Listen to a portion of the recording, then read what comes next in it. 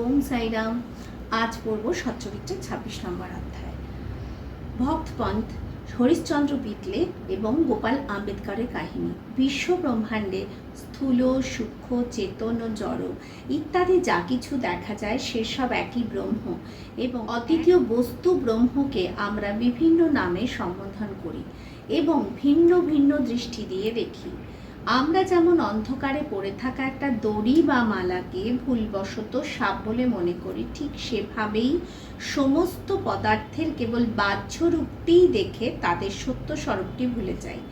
একমাত্র সদ্গুরুই আমাদের দৃষ্টি থেকে মায়ার আবরণ সরিয়ে বস্তুগুলির সত্য স্বরূপে যথার্থ দর্শন করাতে পারেন।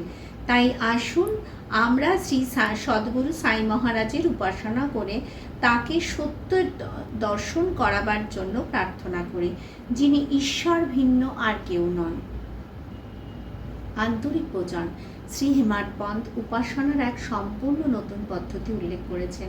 উনি বলেন যে সদ্গুরুর পাদপ্রক্ষালনের নিমিত্তে আনন্দ আশ্রুর উষ্ণ জল ব্যবহার করো, তাকে শুদ্ধ প্রেম রূপী চন্দনের প্রলেপ লাগিয়ে দৃঢ় বিশ্বাসরূপী বস্ত্র পরাও, অষ্টসাত্ত্বিক ভাবরূপী ৮টি পদ্মফুল এবং একাগ্র চিত্তরূপী ফল তাকে অর্পণ করো। নিষ্ঠারূপী অভ্রচূর্ণ তার কপালে লাগিয়ে ভক্তির ধুতি পরিয়ে নিজের মাথা তার চরণতলে রাখো। এইভাবে শ্রী সাইকে সমস্ত আভূষণে ভূষিত করে তাকে নিজের সর্বস্ব সমর্পণ করে দাও। উষ্ণতা দূর করার জন্য সর্বদা ভক্তির চামর তোলাও। এইভাবে সানন্দে পুজো করে প্রার্থনা করো, হে সাই, আমাদের প্রবৃত্তি তুমি অন্তর্মুখী করে দাও, সত্য অসত্যের বিবেক দাও এবং সাংসারিক পদার্থ থেকে আসক্তি দূর করে আমাদের আত্মানুভূতি প্রদান করো। আমরা নিজের দেহ ও প্রাণ আপনার শ্রীচরণে অর্পণ করছি। হে সাই, আমাদের দৃষ্টি তুমি নিজের করে নাও, যাতে আমাদের সুখ দুঃখের অনুভব না হয়। হে সাই, আমার শরীর ও মনকে তুমি নিজের ইচ্ছে অনুসারে চালাও এবং আমার চঞ্চল মনকে তোমার চরণ তলে, তোমার পদতলে বিশ্রাম করার জায়গা দাও। এবার আমরা এই অধ্যায়ের কাহিনীগুলোর দিকে আসি। ভক্ত পন্থ। একবার পন্থ নামে এক ভক্তের, যিনি অন্য সদ্গুরু শিষ্য ছিলেন, শিরডি আসার সৌভাগ্য হয়। ওর শিরডি আসার ইচ্ছে ছিল না, কিন্তু মানুষ ভাবে এক আর হয় এক। হঠাৎ একদিন ট্রেনে আর এক বন্ধু এবং আত্মীয় স্বজনদের সাথেও দেখা হয়। ওরা সকলেই শিরডি যাচ্ছিলেন। পন্থকে ওদের সাথে শিরডি যেতে অনুরোধ করেন। পন্থ এই প্রস্তাব অস্বীকার করতে পারেন না। অন্যান্য সকলে বম্বেতে নামেন, কিন্তু পন্থ বিবারে নেমে নিজের গুরুর কাছে শিরডি প্রস্থান করার অনুমতি নিয়ে এবং অত্যাবশ্যক খরচা আদির ব্যবস্থা করে সবার সাথে শিরডি রওনা হন। প্রাতঃকালে শিরডি পৌঁছে বেলা 11টা নাগাদ মসজিদে যান। ওখানে পুজোর জন্য একত্রিত ভক্তদের দেখে সবাই খুব প্রসন্ন হন, কিন্তু পন্থ হঠাৎ অজ্ঞান হয়ে পড়ে যান। তখন সবাই ওকে সুস্থ করে তোলার যথাসাধ্য চেষ্টা করেন। বাবার কৃপায় ও মাথায় জলে ছিটিয়ে দেওয়ায় উনি সুস্থ হয়ে উঠে বসেন, যেন কেউ ঘুম থেকে উঠে বসেছে। উনি অন্য গুরুর শিষ্য। একথা জানার পর ত্রৈকালজ্ঞ বাবা ওকে অভয় দান করে, ওর গুরুর প্রতি দৃঢ় বিশ্বাস করতে বলেন। যাই ঘটুক না কেন নিজের স্তম্ভকে দৃঢ়ভাবে ধরে রাখো, সর্বদা একনিষ্ঠ হয়ে গুরুতেই অবিচলিত হয়ে থেকো। পন্থ তক্ষুনি এই শব্দগুলির অর্থ বুঝে যান। ওর নিজের সদ্গুরুর কথা মনে পড়ে। বাবার এই করুণার কথা ওর জীবন ভোর মনে থাকে। শ্রী হরিশ্চন্দ্র পিটলে। হরিশ্চন্দ্র পিটলে বম্বেতে থাকতেন। ওর ছেলে মির্গি রোগে ভুগছিল। অনেক রকমের দেশি বিদেশি চিকিৎসা করিয়েও কোনো লাভ হয় না। এবার শুধু একটাই উপায় বাকি ছিল, কোনো মহাপুরুষের চরণে আশ্রয় নেওয়া। 15 অধ্যায়ে উল্লেখ করা হয়েছে যে শ্রী দাসগুরুর সুমধুর কীর্তনের মাধ্যমে শ্রী সাই বাবার কীর্তি বম্বেতে ভালোভাবেই ছড়িয়ে পড়েছিল। 1910 সালে পিটলে বাবার কীর্তন শোনেন এবং উনি জানতে পারেন যে শ্রী সাই বাবা করস্পর্শ দৃষ্টি দ্বারাই অসাধ্য রোগ সমূলে নষ্ট হয়ে যায়। তখন ওর মনে শ্রী সাই বাবার দর্শনের তীব্র ইচ্ছে জাগে। যাত্রার ব্যবস্থা করে উপহার দেওয়ার জন্য ফলের ঝুড়ি হাতে করে বউ ও বাচ্চাদের নিয়ে উনি শিরডি আসেন। মসজিদে পৌঁছে চরণ বন্দনা করে নিজের রোগী পুত্রকে বাবার চরণতলে রাখলেন। বাবার দৃষ্টি ওর ওপর পড়তেই ওর মধ্যে এক বিচিত্র পরিবর্তন ঘটে। ছেলেটির চোখ দুটি ঘুরতে লাগলো, ওর মুখ থেকে গ্যাজলা বেরোতে লাগলো, শরীরও ঘামে ভিজে গেল, মনে হচ্ছিল যেন এবার প্রাণটাই বেরিয়ে যাবে। ওর বাবা মা অত্যন্ত নিরাশ হয়ে পড়েন। ছেলেটি মাঝে মাঝে অজ্ঞান তো হতোই, কিন্তু এবার যেন বেশিক্ষণের জন্য মূর্ছা গেল। মায়ের চোখ থেকে ঝরঝর করে জল পড়ছিল। দুঃখে আর্তনাদ করে বলতে লাগলেন, আমি এমন অবস্থায় পড়েছি যেন কেউ চোরের ভয়ে যে বাড়িতে প্রবেশ করলো সেই বাড়িটাই তার উপর ভেঙে পড়ল, যেন কোনো গরু বাঘের হাত থেকে বাঁচতে গিয়ে কসাইয়ের হাতে পড়ল। রৌদ্রদগ্ধ পথিক শীতল ছায়ার আশায় গাছতলায় দাঁড়ালে সেই গাছই তার মাথার উপর পড়ল। তখন বাবা ওকে সান্ত্বনা দিয়ে বলেন, এরকম বিলাপ করো না, ধৈর্য ধরো, ছেলেকে ঘরে নিয়ে যাও, আধ ঘন্টার মধ্যে জ্ঞান ফিরে আসবে। বাবার আদেশ ওরা তৎক্ষণাৎ পালন করে। বাবার আশ্বাসই সত্যি হলো, ছেলেটি সুস্থ হয়ে ওঠে। পিকলে পরিবার এবং অন্যান্য সবাই অত্যন্ত আনন্দিত হন। ওদের সমস্ত সংশয় দূর হয়ে গিয়েছিল।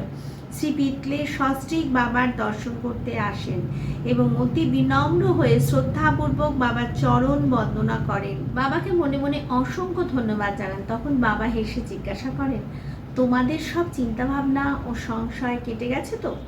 যাদের ধৈর্য ও বিশ্বাস আছে, শ্রীহরি তাদের রক্ষা করেন। শ্রী পিতলে ছিলেন অবস্থাপন্ন লোক, তাই উনি ঢালাওভাবে মিষ্টি বিতরণ করেন এবং চমৎকার ফল পান ও বাবাকে অর্পণ করেন।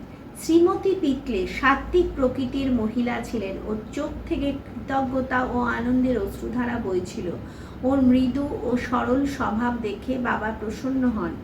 ঈশ্বরের ন্যায় সন্তরাও ভক্তদের অধীন। যারা তার শরণাগত হয়ে অনন্যভাবে তারই পুজো করে তাদের রক্ষা সন্তগণ নিশ্চয়ই করেন। শিরডিতে কিছুদিন সুখে শান্তিতে থেকে পিতলে পরিবার প্রস্থান করার অনুমতি নেবার জন্য বাবার কাছে মসজিদে যান। বাবা ওদের উদি দিয়ে আশীর্বাদ করেন এবং শ্রী পিতলেকে কাছে ডেকে বলেন, বাপু, এর আগে আমি তোমায় 2 টাকা দিয়েছিলাম, এবার আমি তোমায় 3 টাকা দিচ্ছি।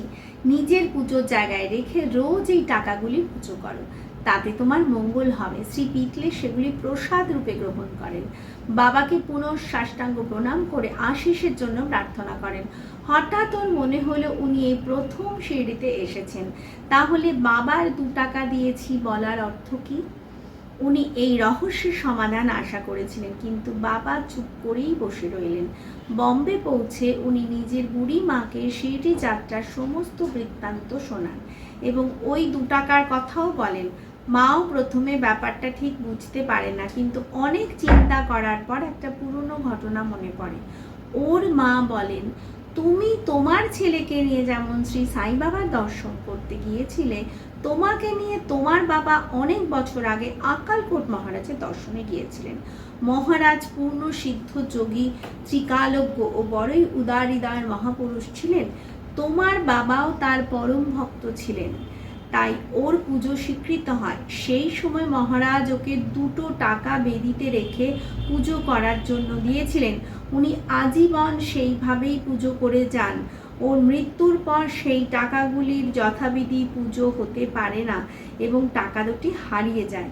কিছুদিন পর আমি সেগুলির কথা একেবারেই ভুলে যাই। তোমার খুব সৌভাগ্য যে শ্রী আকালকোট মহারাজ সাই রূপে তোমার কর্তব্য ও পুজোর কথা স্মরণ করিয়ে সব বিপদ থেকে রক্ষা করেছেন।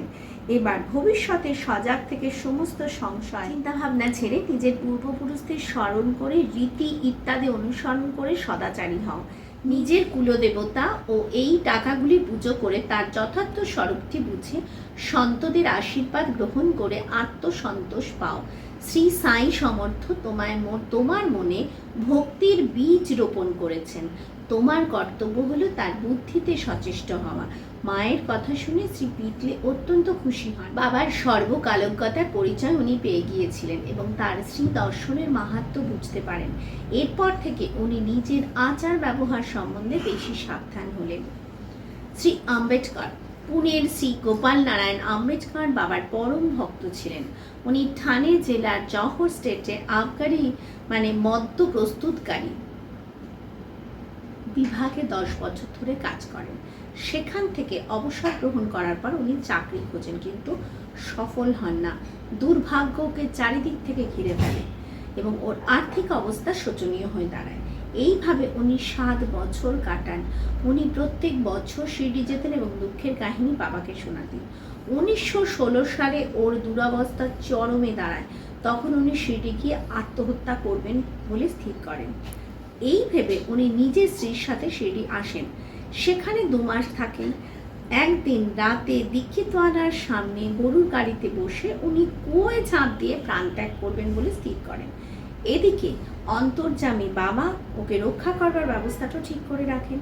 কাছের এক ভোজনালয়ের মালিক সগুণ মেরু নায়ক সেই সময় বাইরে এসে আম্বেদকরকে জিজ্ঞাসা করেন, আপনি কখনো কি আক্কালকোট মহারাজের জীবনী পড়েছেন?